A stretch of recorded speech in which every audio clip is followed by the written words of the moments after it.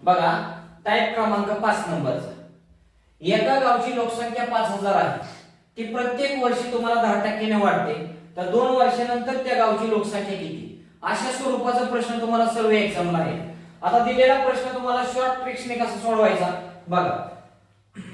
5000 मांडायचं, त्याच्यानंतर प्रत्येक वर्षी तुम्हाला 10% वाढते, टक्के म्हणजे 100, 100 मध्ये तुम्हाला 10 प्लस करायचं म्हणजे 110, त्याच्याखाली भागिले 100 किती? तर 2 वर्षानंतर विचारले म्हणून तुम्हाला 2 वेळा मांडणी करायची, भागिले किती? 100.